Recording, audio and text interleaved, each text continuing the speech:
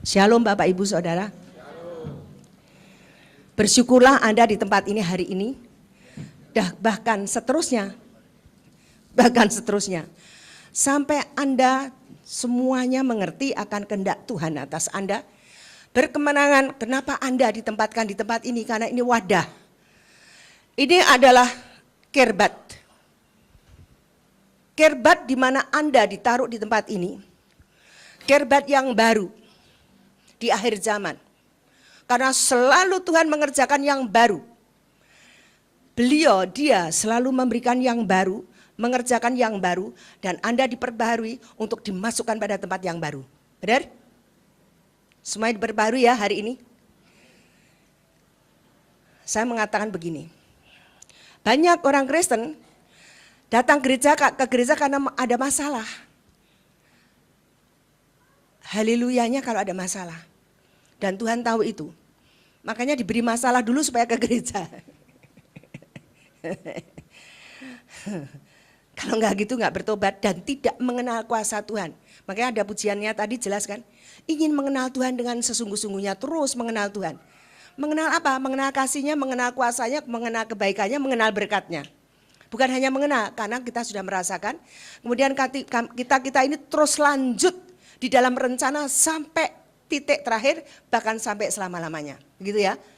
Karena Anda dan saya adalah umat ciptaan yang tertinggi, yang diciptakan, ingat, diciptakan serupa dan segambar dengan Dia. Jadi hargailah hidup Anda. Bukan sombong, ini menghargai hidup Anda bukan berarti saya ngajak Anda sombong. Tetapi supaya kita bersyukur, Tuhan aku kok jadi manusia ya. Yang kau ciptakan serupa dan segambar Engkau. Kemudian apa sih bagianku ini supaya aku menjadi seperti Engkau itu bagaimana? Menjadi seperti Tuhan itu bagaimana? Tuhan kita adalah Tuhan yang esa. Ada kemajemukan tapi esa, benar kan? Bapa, Putra, Roh Kudus. Anda juga esa, punya roh, jiwa, dan tubuh kan? Anda juga esa, harusnya Anda mengerti keesaan di dalam keluarga. Bapak, Ibu, anak-anak, benar kan? Diesakan tuh nggak kumpul terus tidurnya bareng, makanya bareng-bareng satu nampan, makan rame-rame, bukan itu.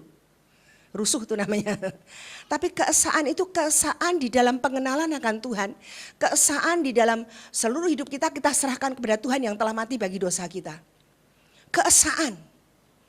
Itu yang Tuhan kehendaki atas Anda, Bapak, Ibu, Saudara saya dan saya.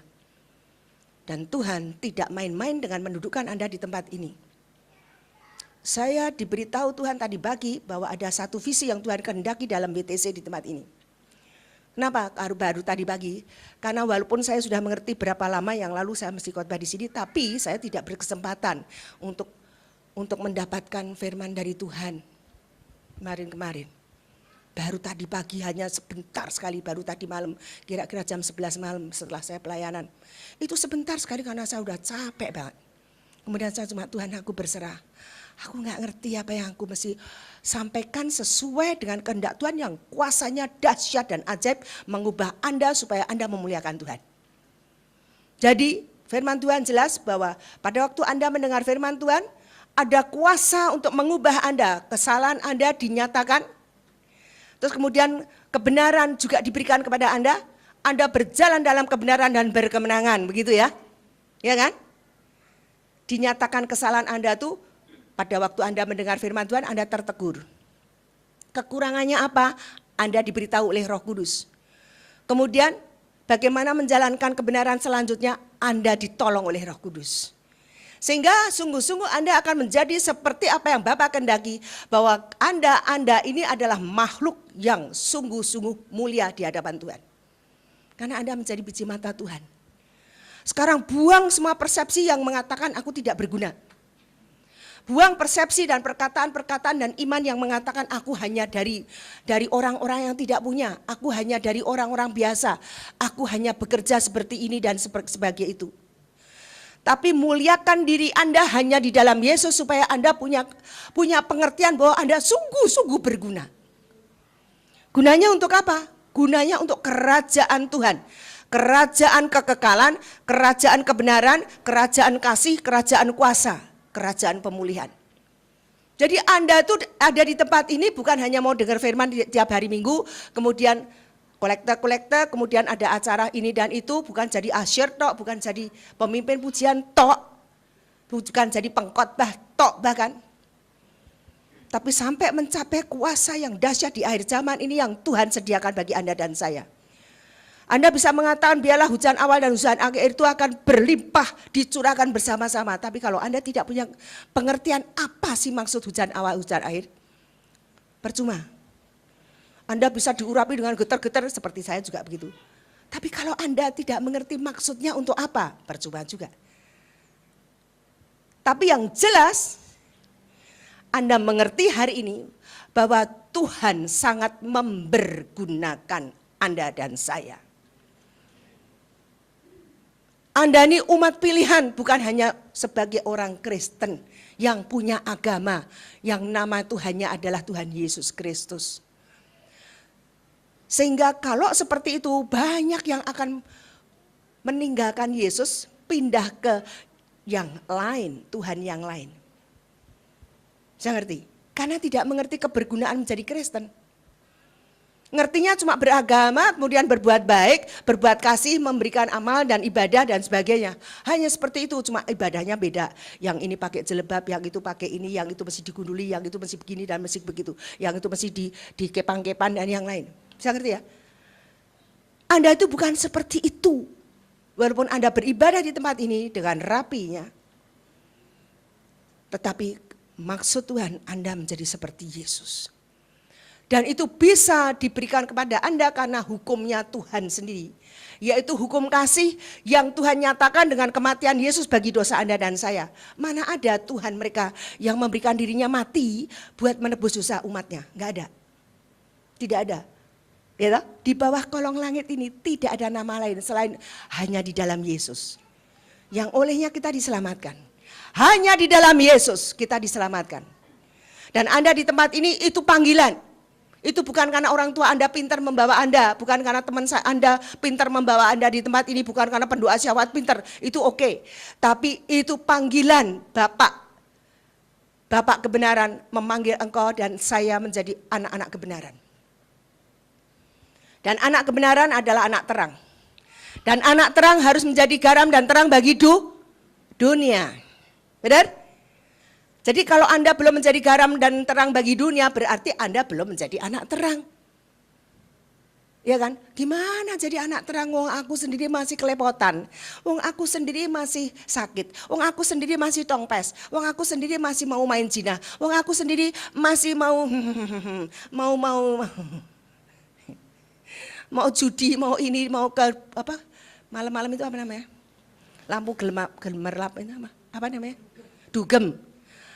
Aku bingung. Bu, aku ini sekarang udah enggak kelabin. Apa itu kelabin? Ibu ini enggak ngerti toh, gatek ya ibu ini. Gatek, apa ini gatek? Wah, udah enggak ngerti semua. Gagal teknik. Ibu ini gagal teknik. Kemudian kelabin itu apa sih kelabin? Aku enggak ngerti. Katanya tuh klub ya, enggak tahu lah, klub, masuk klub-klub gitu kan. Klub-klub malam. Bukan itu.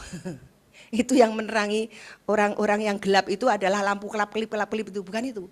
Tapi Anda lah yang menjadi garam dan terang bagi dunia. Bagaimana Anda menjadi garam dan terang bagi dunia kalau Anda sendiri belum diterangi?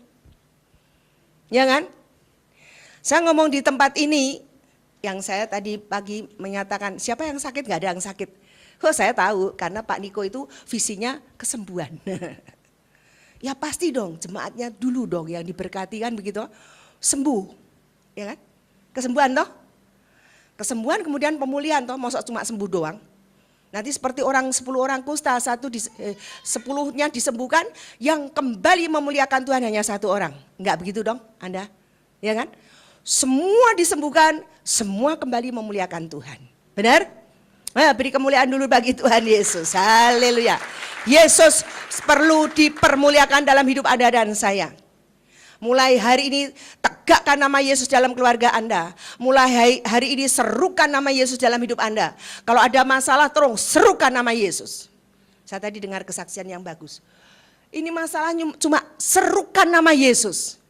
Dalam hidup saya, dalam hidup Anda. Serukan nama Yesus pada waktu penyakit datang. Serukan nama Yesus pada waktu masalah datang. Serukan nama Yesus pada waktu ada kesusahan datang. Pada waktu tidak ada duit, pada waktu ada musibah. Serukan nama Yesus. Sampai Anda dan saya tidak masuk dalam ratap tangis dan kertak gigi lagi. Itu bukan dinantikan nanti kalau masuk surga. Mulai dari dunia sekarang, dunia yang akan datang sampai selama-lamanya. Anda berkemenangan. Bukan berkemenangan itu pokoknya aku ikut Yesus, kalau mati aku masuk surga. Tapi matinya ketabrak argo apa? Hah? Agro anggrek. Ya anggrek lah gitu. Bapak ini ngomongnya anggrek, saya nggak ngerti. Itu apa? Ketabrak mobil, ada apa? Pesawat jatuh. Kemudian ditimpa ini apa? Longsor. Apa? Banjir sekarang. Bukan banjir lagi, lumpur. Harusnya Anda enggak demikian. Walaupun banyak orang Kristen ada di dalamnya. Benar kan? Walaupun ada firman yang mengatakan, kamu kira, kata Yesus. Itu orang-orang yang ditimpa menara Siloam itu. Hanya itu mereka itu yang mencampurkan darah. Pilatus itu kan? Ada perjanjian darah. Mereka saja yang ketimpa menara Siloam. Tetapi kamu harus bertobat. Kalau enggak, itu akan menimpa engkau. Kan gitu kan? Firman Tuhan Yesus ada yang seperti itu. Nah, dengan firman itu Anda harus waspada. Bahwa sebetulnya kalau Anda tidak waspada, Anda ketimpa. Menara Siloam, kalau di sini ada yang ketimpa papan nama reklame kan? Mati gitu ya. Ada yang ketimpa tumbangan pohon. Mati kan? Banyak hal seperti itu, mestinya Anda dan saya enggak boleh kena. Saya ngomong begini, musimnya DBD ya. Anda harusnya tidak kena. Benar kan? Benar kan? Nah, berarti Anda harus kemenangan pada semua perbuatan iblis. Benar ya? Karena yang menyebabkan penyakit, yang menyebabkan kecelakaan, ini kok tongpes dan sebagainya, kemiskinan, penderitaan, itu semua iblis itu hanya membunuh, mencuri, membinasakan dan mendustai. Tapi Tuhan datang untuk memberi kehidupan. Kehidupan yang penuh dengan kelimpahan. Kelimpahan tuh gini, bukan gini, aku kok enggak kelimpahan ya, kayak Lim Swee-lyong. Lim Swee-lyong duitnya banyak. Bukan itu tok maksudnya, tapi akan mencapai seperti itu Anda nanti. Kalau Yusuf akhir zaman dinyatakan.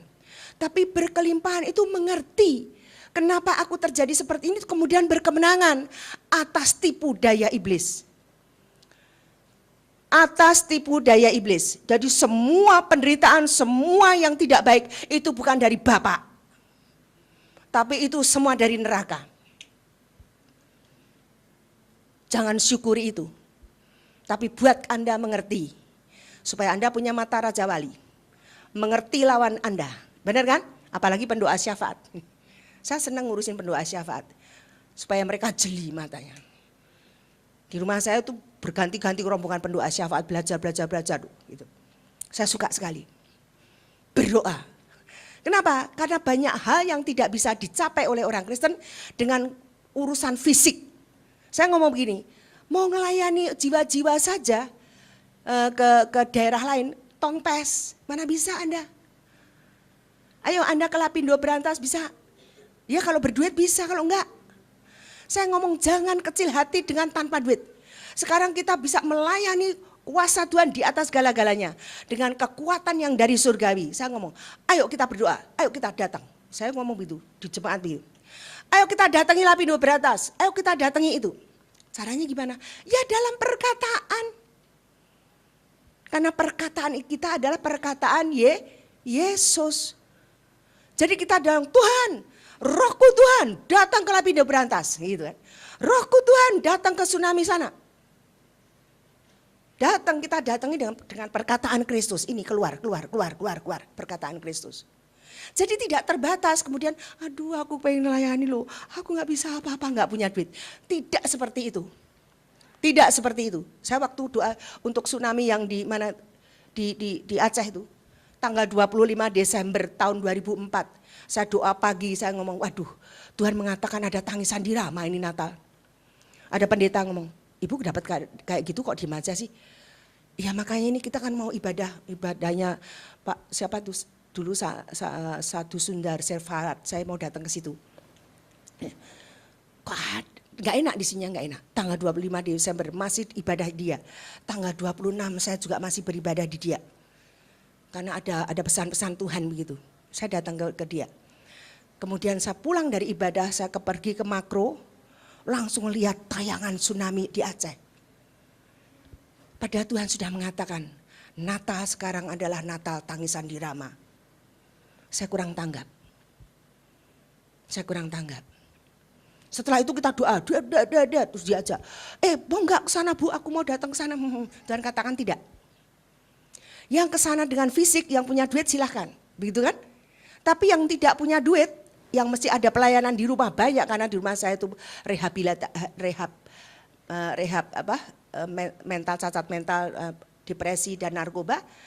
Kita nggak bisa berangkat karena di rumah banyak yang dilayani. Tapi Tuhan itu kuasanya dahsyat. Kemudian kita doa, kemudian kita kirimkan roh kita di dalam roh Tuhan. Kita datangi tsunami. Kita berikan kesembuhan, kita berikan pertolongan dengan cara Tuhan. Ini kita selalu begitu. Jadi tidak ada duit itu tidak menghalangi kita untuk menginjil. Tidak menghalangi kita untuk menyatakan kita sebagai garam dan terang bagi dunia. Tidak ada penghalang buat kita. Tidak ada satupun, penyakit kita pun tidak menghalangi kita. Benar? Ya, jangan sampai ada penghalang dalam hidup Anda untuk Anda memberitakan kabar baik. Sedangkan tiap hari di televisi berita kabar buruk terus ditayangkan. Anak-anak kecil menerima kabar buruk. Mama, mami, nenek menerima kabar buruk, gitu kan? Bapak, babi menerima kabar buruk. Sekarang kabar baiknya kapan?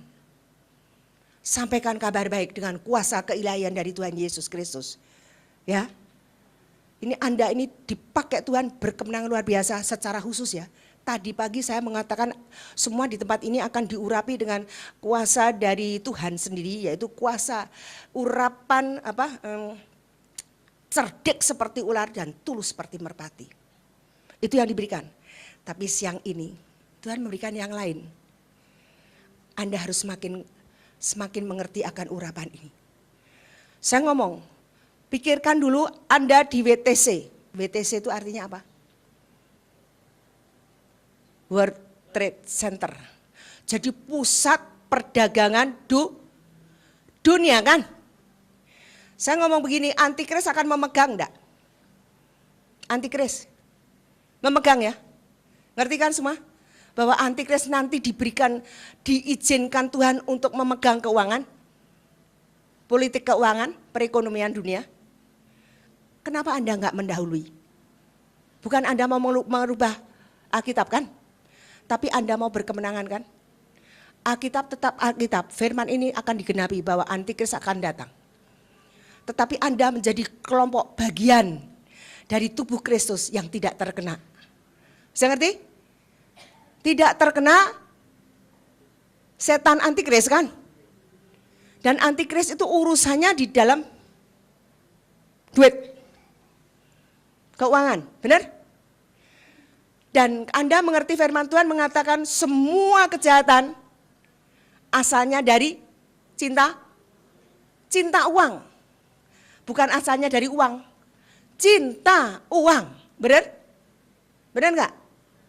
Berarti Anda harus mengalahkan cinta uang, gitu kan? Tetapi Anda harus punya uang, kan gitu kan? Nah, jangan salah tanggap loh ya.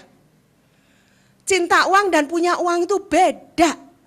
Sekarang bagaimana caranya Anda mendapat uang? Tapi dalam kebenaran Tuhan, bukan karena korupsi, bukan karena pat-pat gulipat, bukan karena akal-akalan seperti di koran dan sebagainya, bukan kayak tapi secara firman Tuhan.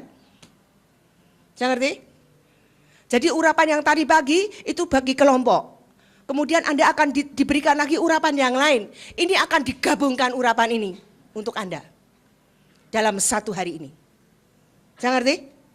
Tanggap akan hal ini, Anda akan menjadi punya hikmat yang luar biasa. Dan saya juga mengaminkan setiap perkataan dari warta jemaat. Saya ngomong, Anda harus baca warta jemaat hari ini. Di situ ada kuasa firman. Saya rasakan kuasa firman untuk memulihkan Anda. Anda baca di rumah nanti, Anda renungkan. Dan berkati gembala Anda di tempat ini, semua pekerja di tempat ini. Semua jemaat mulai saat ini harus memberkati semua pelayan Tuhan di tempat ini. Jangan ngerti? Kalau mau diberkati, ini saya ngomong tentang uang ya. Ya, tentang kemenangan atas antikris ya. Karena Anda tidak ada satupun yang secara kebetulan kalau Anda buka gereja di tempat ini. WTC Mangga 2, ngerti? Ya, tidak ada yang kebetulan. Emangnya Tuhan bodoh-bodoh amat ya, kamu tak taruh di situ bodoh-bodoh. Bukan begitu, Tuhan itu tertib. Sangat-sangat tertib. Ya, jadi ngerti dulu visi misi Tuhan itu di tempat ini apa. Walaupun pasti gembala sidang sudah mengerti, semuanya mengerti. Tapi ada kekuatan yang Tuhan berikan kepada Anda dengan pengurapan di akhir zaman ini. Yang Anda harus terima. Untuk menopang visi misi dari gembala sidang. Untuk menopang visi misi dari gembala pusat. Saya ngerti. Sehingga Anda ini domba-domba yang melarikan domba-domba. Tidak menjadi domba yang mandul. Saya ngerti kan? Maksudnya ngerti ya? Di sini tidak ada yang mandul, satupun tidak. Tapi yang beranak kembar banyak. Begitu ya? Firmannya begitu ya? Nah, sekarang saya mau mengarahkan pada hal-hal yang Anda harus kerjakan. Anda buka dulu sedikit. Saya akan sampaikan sedikit Matius 10. Sedikit saja. Saya bacakan biar cepat supaya jamnya tidak terlewatkan. Matius 10 ayat 16. Penganiayaan yang akan datang dan pengakuan akan Yesus. Penganiayaan yang akan datang itu Anda mengerti, aniaya yang akan datang itu datangnya dari siapa? Antikris, benar kan? Ya tak? Tidak secara kebetulan. Tadi perkataannya lain, bukan berarti saya dolak-dalik. Tapi berkatnya memang lain, tapi nanti digabung menjadi berkat yang sempurna. Mengerti ya? Pagi dan siang menerima berkat yang sempurna. Ini, dan pengakuan akan Yesus. Tadi kita berbicara tentang Yesus, pokoknya apa-apa Yesus. Pengakuan tentang Yesus. Sehingga iman Anda tidak bisa digantikan dengan nama yang lain. Tidak bisa digantikan dengan nama Allah, tidak bisa digantikan dengan nama Buddha, tidak bisa digantikan dengan nama Kuan Im, tidak bisa digantikan dengan mbah ini kayak mbah itu kayak enggak bisa. Benar ya? Benar ya? Pokoknya nama Yesus yang ditinggikan. Benar? Yesus Kristus Tuhan. Jangan Yesus Barnabas, Yesus Bar Yesus, bukan itu. Tapi Yesus Kristus Tuhan yang telah mati bagi dosa dunia. Dan yang telah bangkit, naik dalam kemuliaan Bapa surgawi. Ya, inilah Yesus yang menjadi iman kita. Lihat, aku mengutus kamu seperti domba ke tengah-tengah serigala. Domba ke tengah-tengah serigala. Sebab itu, justru ini yang digarisbawahi. Sebab itu hendaklah kamu cerdik seperti ular dan tulus seperti merpati. Saya belajar tentang cerdik seperti ular dan tulus seperti merpati itu mulai dari tahun 1998. Terus menerus Tuhan mengajarkan tentang hal ini. Kita ada persekutuan doa kira-kira 16 orang waktu itu. Kita tiap hari berdoa bergantian di rumah di beberapa tempat. Dan Tuhan mengajar dan melatih dengan kecerdikan seperti ular, tulus seperti merpati. Kita enggak lulus-lulus. Lulusnya cuma tulus seperti merpati. Diomelin orang diem aja, wah tulus. Diomelin orang memberikan pengampunan, wah tulus gitu kan. Melayani enggak ada berkat, enggak apa-apa, tulus. Gitu. Bisa ngerti? Kehujanan sampai malam, sampai jam 12 malam. Pergi keluar kota, enggak ada aqua. Padahal orangnya kaya raya. Kita enggak ngomel. Sampai di rumah. Tapi cari makanan udah habis. Karena rumah saya waktu itu penuh dengan 160 orang yang dilayani. Jadi kita kelaparan habis melayani orang di tempat yang kaya raya. Aqua pun enggak ada, kita kehujanan. Jadi minum tetes-tetes air. Itu pernah ngalami seperti itu. Tulus mengucap syukur, yang sungut-sungut langsung jangan ngomong apa-apa, mengucap syukur. Gitu kan. Pelayan-pelayan di tempat saya. Pernah melayani di luar kota lagi. diajak minum. Ini orang kaya raya, doain macam-macam. Pulangnya makan itu minumnya ada dalam tanda petik ya. Ada tahi tikus. Mau muntah saya. Anak buah saya ngomong, "Bu, ini apa?" "Tahi tikus," saya bilang. Terus gimana ya, jangan diminum. Terus supaya mereka nggak kecewa, mereka nggak ngomel karena sudah jam 1 malam. Kamu minta air yang lain. Udah stop, nggak usah ngomong. Bisa ngerti? Itu anak buah saya sudah gitu. Bisa ngerti? Tulus. Tapi cerdik seperti ular kita ini nggak bisa mengerti. Nah sekarang sebagian diberi pengertian kepada kita semuanya hari ini. Saya diberi pengertian tentang cerdik seperti ular. Cerdik seperti ular itu harus mengerti trik-trik iblis, benar? Kalau enggak, ular itu cerdiknya ngapain? Ya toh, anak ini cerdiknya ngapain? Kan soalnya dia tuh begini loh. Jadi kelihatan cerdiknya dong. Nah cerdik seperti ular itu kita harus mengerti kecerdikan ular itu bagaimana. Kalau kita nggak mengerti, kalau kita nggak mau tahu, kita akan dibodohin ular terus dan dicerdiki ular terus. Makanya sekarang berdoa minta tuntunan Roh Kudus supaya kita mengerti apa yang diperbuat ular. Adanya di mana? Di tayangan televisi ada, di sekarang ini di keadaan di Indonesia ada, benar kan? Di rumah tangga ada, di pembantu ada. Benar nggak? Di kantor ada. Kita pelajari. Ini dia ular ini. Ini dia iblis, bukan manusianya toh. Tapi yang dibalik semua perbuatan yang jahat, yang tidak membangun Yesus kehidupan dalam iman kepada Yesus itu adalah ular. Saya ngomong gini, kalau Anda bersekutu dengan orang baru berdua ini. Tuhan mengatakan 2-3 orang bersekutu, aku hadir dan kuasa untuk melepaskan dan untuk mengikat ada.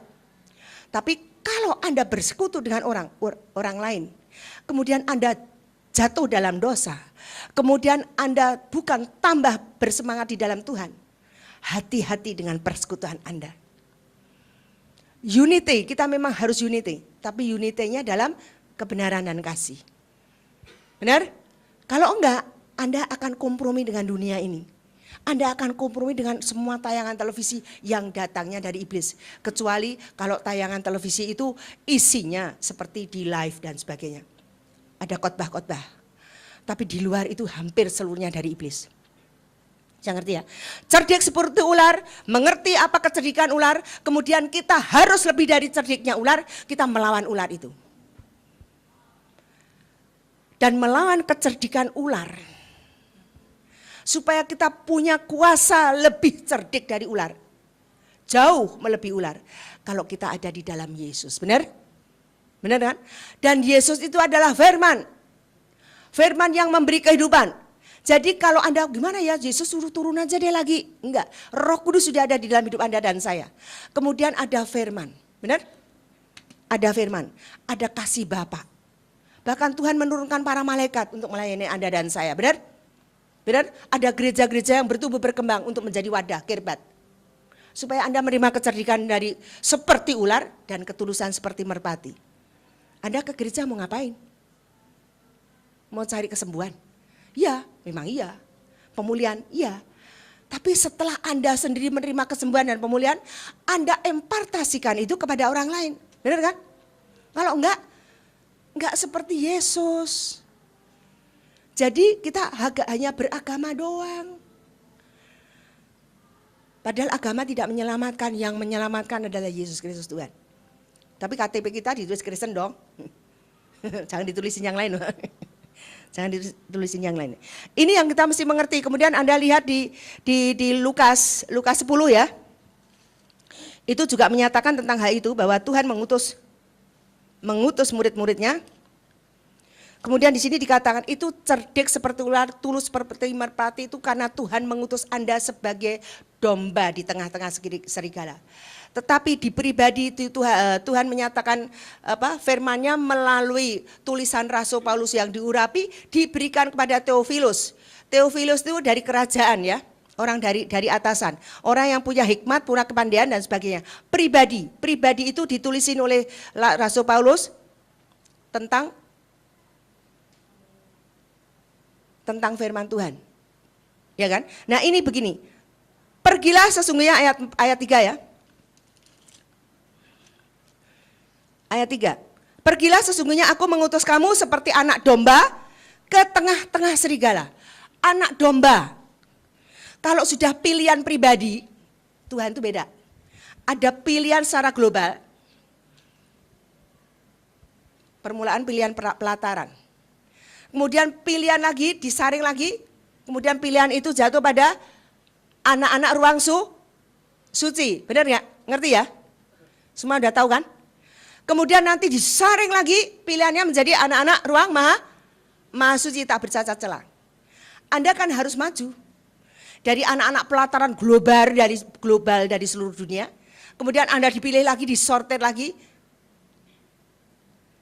Masih domba. Masuk ke ruang suci. Untuk masuk ke ruang maha suci, Anda sudah lebih lagi menjadi anak domba. Yang sungguh-sungguh tunduk, cuma nanti Tuhan yang ngurusin. Bisa ngerti? Kalau domba masih bisa cari rumput dewek, kalau anak domba dicariin mboknya. Bisa ngerti kan?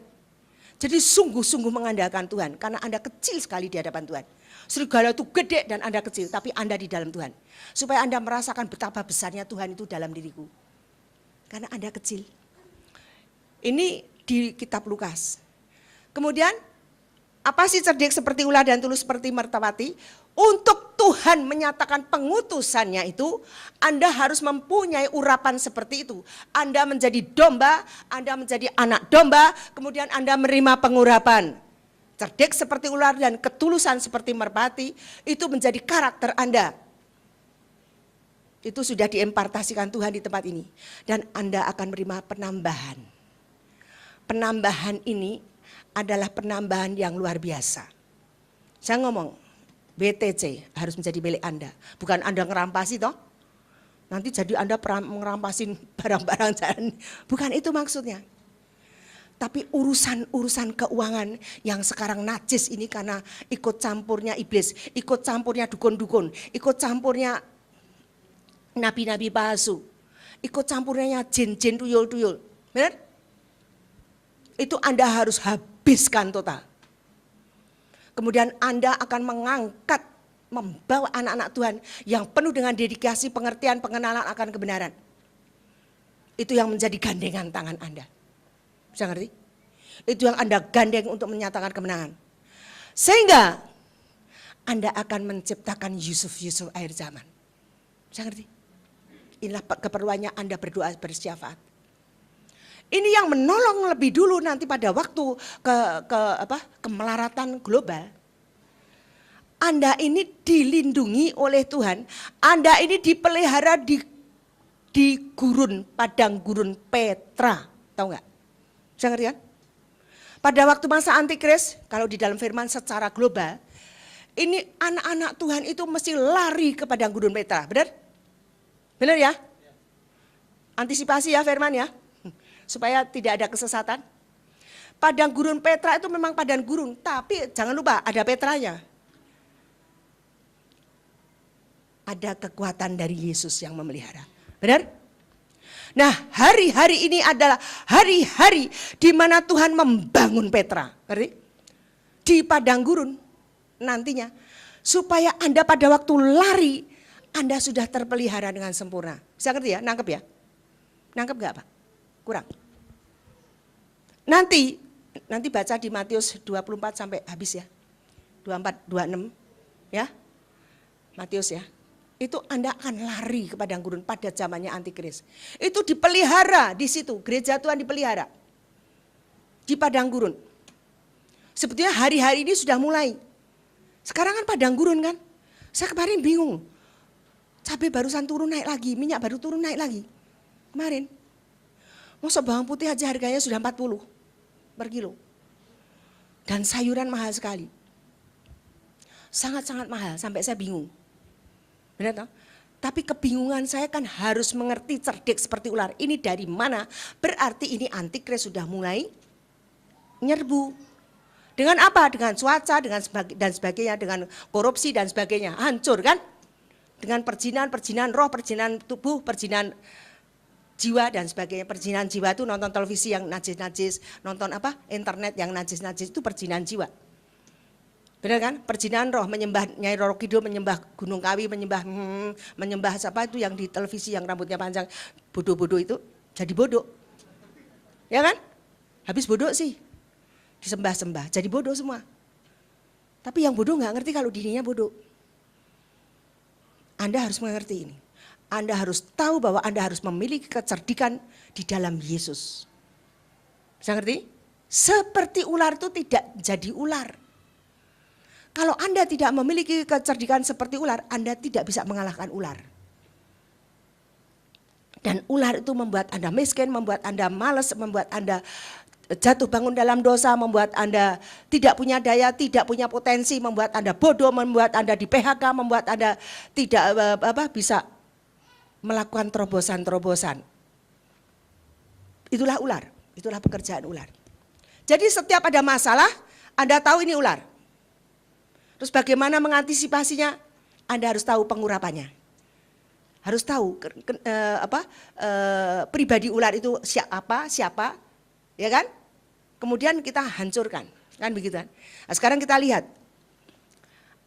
urapan apa yang Tuhan sediakan pada Anda, khusus untuk WTC Mangga 2. Tangkap ini.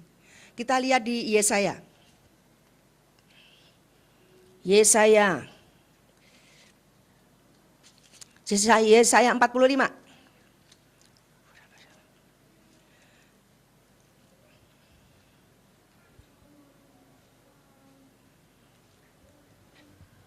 Yesaya 45, mulai dari ayat 1 ya. Tuhan memakai Koresi sebagai alatnya. Kalau dulu manusia dong. Sekarang Tuhan mencurahkan hujan Roh Kudus atas Anda dan saya. Benar kan? Anda yang dipenuhi Roh Kudus. Tangkap hal ini. Apa yang Tuhan kehendaki, Anda terima dan Anda kerjakan. Tuhan memakai Koresi sebagai alatnya. Beginilah firman Tuhan, inilah firmanku kepada orang yang kuurapi. Berarti Anda butuh urapan, Bang? Berarti ada urapan yang Tuhan mau terimakan kepada siapa yang dipilih Tuhan. Benar kan? Firman itu datang kepada Anda hari ini. Ya kan? Jadi Anda buka diri Anda untuk menerima urapan ini. Pasti kalau urapan gunanya untuk mematahkan kuk, untuk menghancurkan pekerjaan iblis, gitu kan? Untuk menghancurkan penyakit, untuk menghancurkan dosa dan akibat dosa, begitu kan? Keselamatan hanya di dalam Yesus Kristus Tuhan. Tetapi penyakit memang ditanggung Tuhan Yesus, mesti kita usir. Harus ada pengurapan. Jadi beginilah firman Tuhan, inilah firmanku kepada orang yang kuurapi. Terus kepada Koresi yang tangan kanannya ku pegang. Ini ada satu pribadi namanya Koresi. Anda mengerti toh kalau ada pribadi namanya Koresi begini-begini. Ada Esther namanya begini-begini, ada urapannya begini gitu kan. Ada Haman gitu kan. Ya kan? Ada Yudas tapi juga ada Paulus. Kan begitu kan? Anda harus mengerti hal ini. Ini Koresi ini dipilih Tuhan untuk menjadi alat bagi kemuliaan nama Tuhan, untuk melakukan perkara-perkara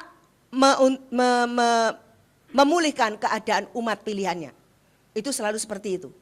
Ya. Supaya aku ini ya, urapannya begini. Supaya aku huruf besar menundukkan bangsa-bangsa di depanmu. Pertama urapannya itu. Bangsa-bangsa bukan begini, Australia, kamu tak tundukkan, bukan begitu. Bukan itu maksudnya, nanti lihat lagi.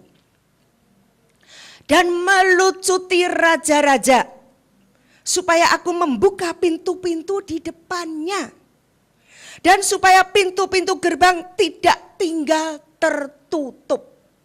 Ini kehendak Tuhan. Urapan Koresi, Anda diurapi dengan urapan Koresi. Kemudian Tuhan mengatakan, kamu nanti menundukkan raja-raja, bangsa-bangsa.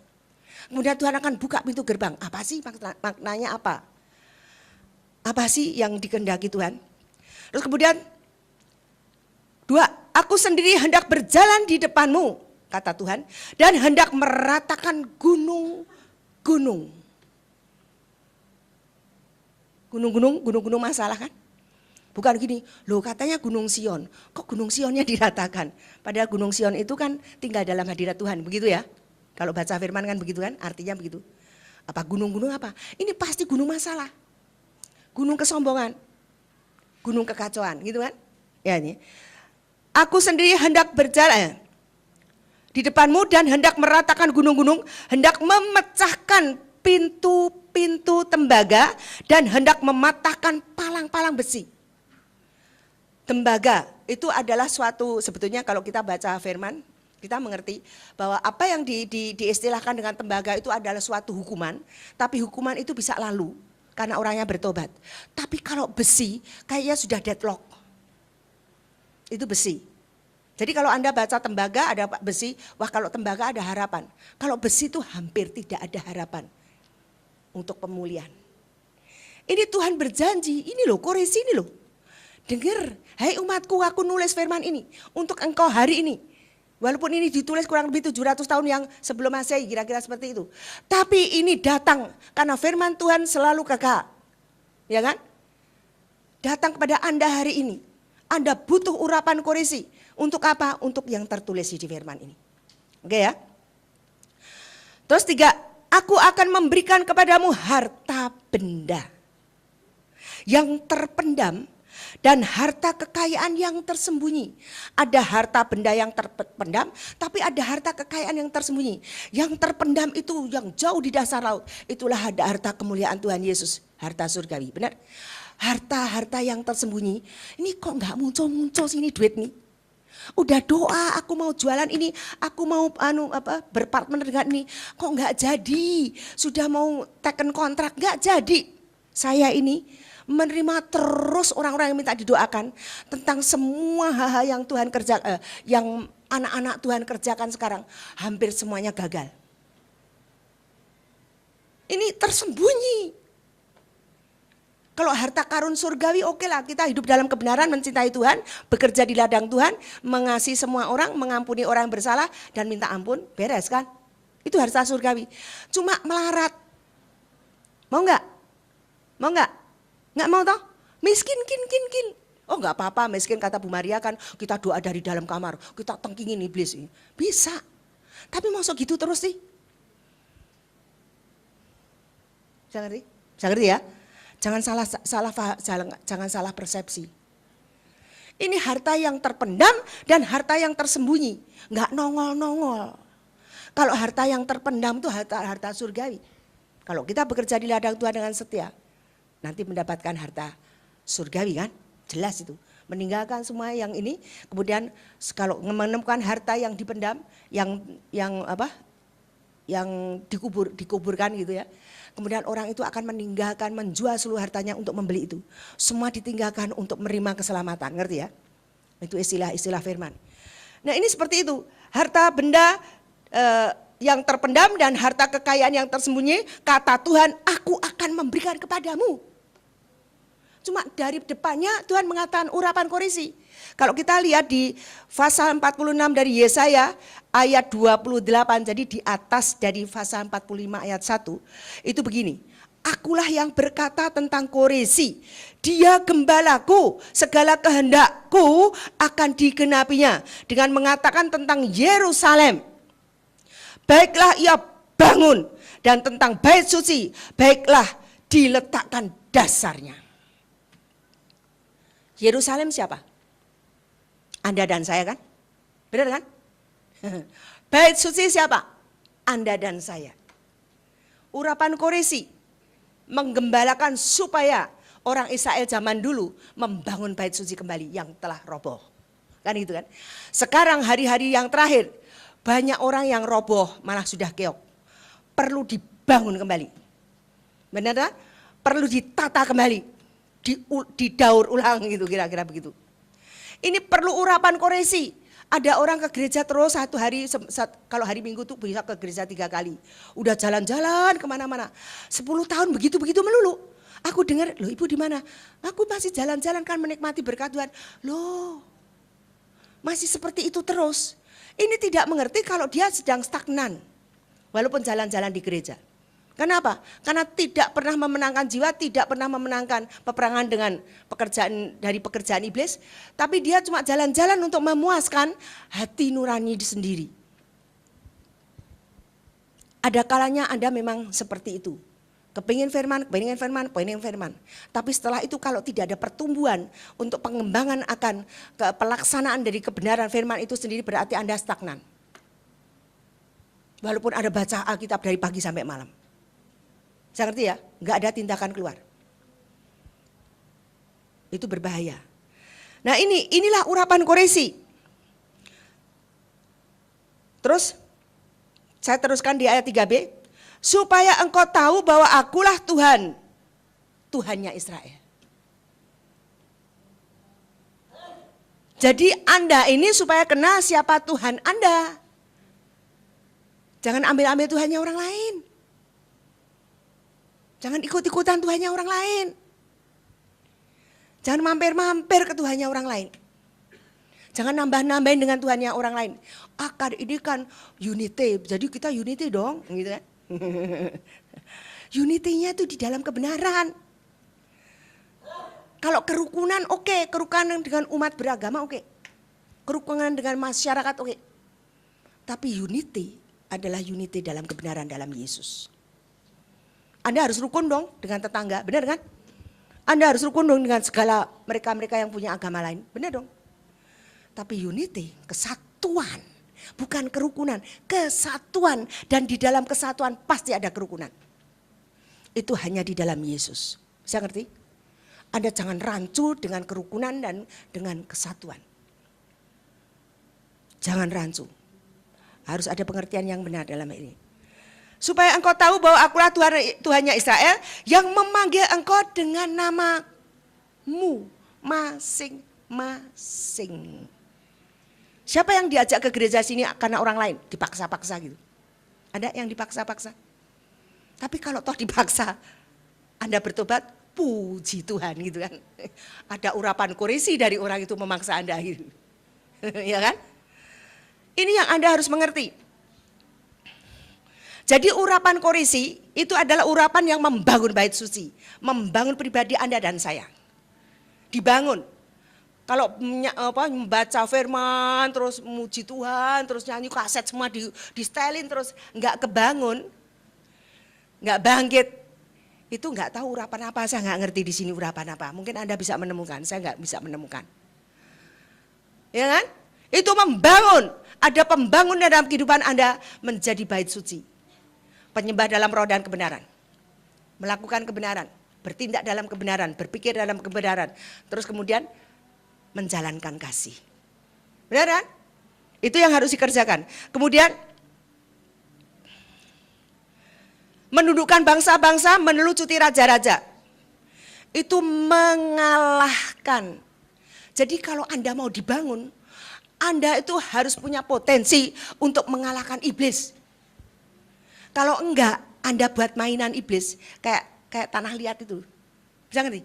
Kayak wax. Kalau cucu saya kan main wax. Dibentak-bentuk sak maunya sendiri, perada-perada.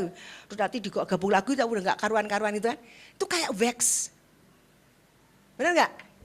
Jangan seperti itu. Kayak dirempet-rempet iblis. Oh puji syukur aku menderita karena Kristus. Itu bukan menderita karena Kristus, karena bodoh. Bisa ngerti? Ya. Tapi Anda dalam waktu Anda menerima penderitaan, Anda tahu siapa lawanku. Lawanku ini si iblis ini membuat aku berdosa mencuri kemarin. Nah gitu. Aku benci dengan perbuatanku.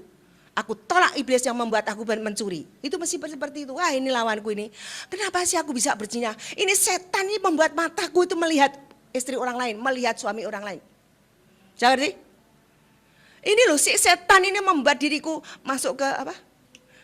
Tadi judi. Ini si setan ini membuat diriku masuk ke mabok dan sebagainya.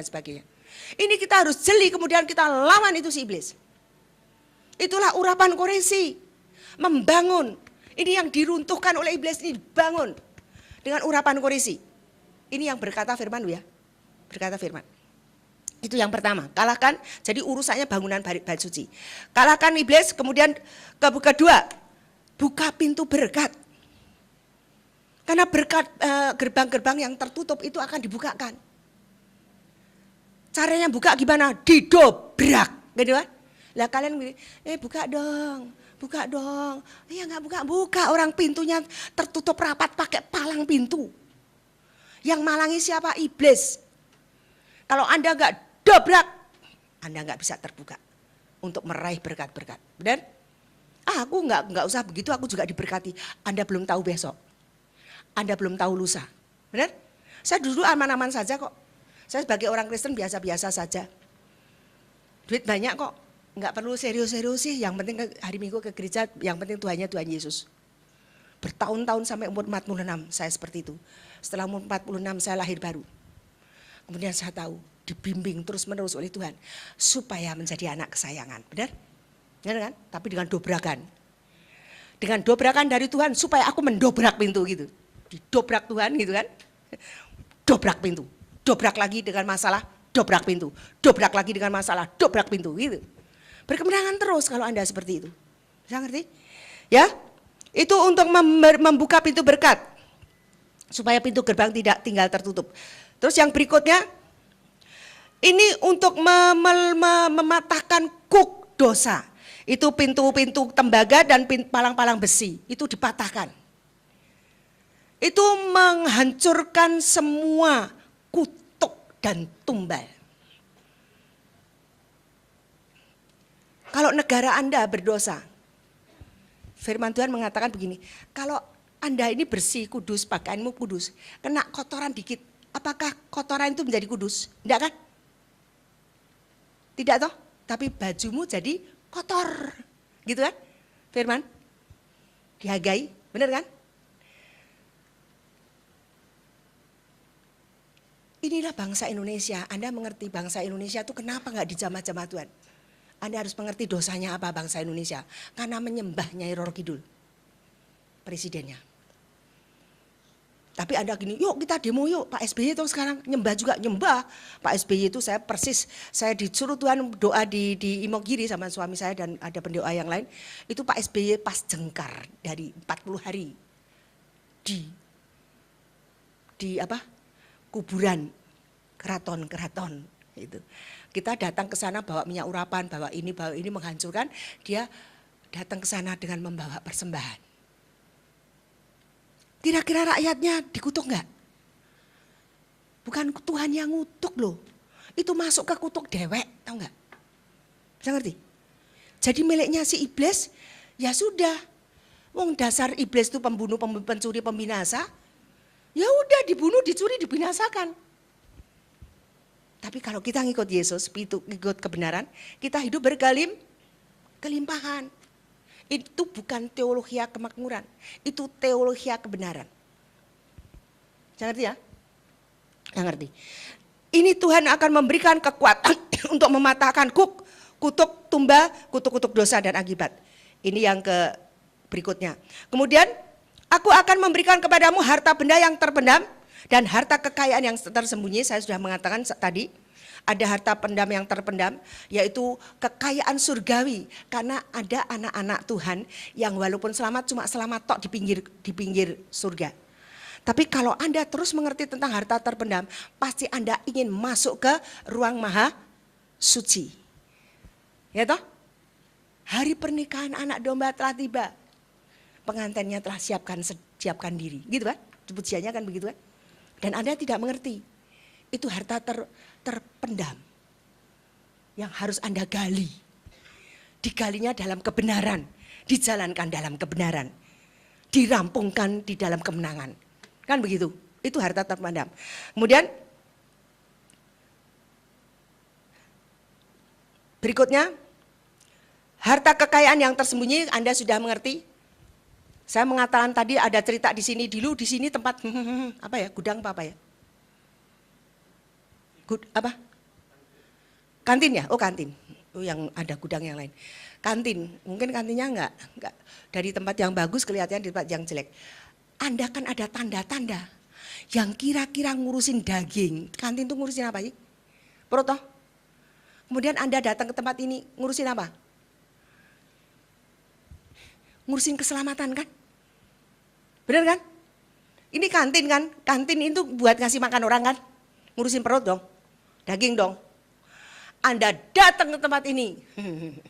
Visi Tuhan sampai pada gembala sidang, pada pendoa, pada semua para pekerja. Kemudian Anda bangun tempat ini menjadi rumah Tuhan, kan gitu. Ini apa Anda itu tidak sedang mengubahkan kutuk menjadi berkat. Saya ngerti. Lebih berguna mana? Kantin atau rumah ibadah? Rumah ibadah. Jadi ada suatu tingkatan yang Anda kerjakan di tempat ini, ngerti ya? Dan Anda harus openi. Sungguh-sungguh jemaat harus openi tempat ini. Benar? Iya enggak? Nanti baca itu ya, baca yang dari Pak Niko dan sebagainya tadi ya. Baca yang itu warta jemaat. Punya pengharapan, beri. Anda mungkin datang pagi-pagi bersih ini semua sampai bersih gitu. Lap-lapin semua. Bisa gitu tak? Wah, aku gak bisa jadi usher, soalnya aku gak bisa ngomong, gak bisa senyum. Ya sudah bersihin dan sebagainya dan sebagainya. Oh gak apa-apa, tukang bersih-bersih aja tak bayar. Mestinya Anda. Mestinya Anda. Dan sebagainya dan sebagainya. Kalau bisa bersihin kamar mandi WTC itu. Berkati gak kira-kira? Itu tanda pembuangan kotoran Anda bersihkan. Itu di alam fisik terjadi, di alam roh juga terjadi. Karena kalian mengerjakannya begini. Ini tak bersih, ini kotoran-kotoran enggak benar. Ini semuanya orang dunia tidak bisa ngurusinya. Sekarang orang-orang roh Tuhan. Aku bersihkan kotoran di tempat ini. Itu memangnya enggak terjadi di alam fisik nanti. Terjadi. Sepele sebetulnya. Anda tuh banyak pekerjaan yang harus dikerjakan. Cuma Anda kadang-kadang tidak mengerti apa yang harus dikerjakan. Sekarang saya ajari. Itu aja kalian bersihin kamar mandi itu. Apa enggak bisa kayak begitu, kok begitu? Itu kan urusannya gedung. Pada gedung ini akan menjadi milik Anda. Benar enggak? Dalam tanda petik ya.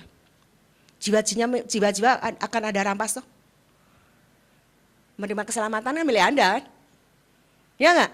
Punya iman ke situ enggak? Seluruh jiwa di tempat ini menjadi milik Anda, benar? Nah, ngapain Anda di sini? Kan begitu kan?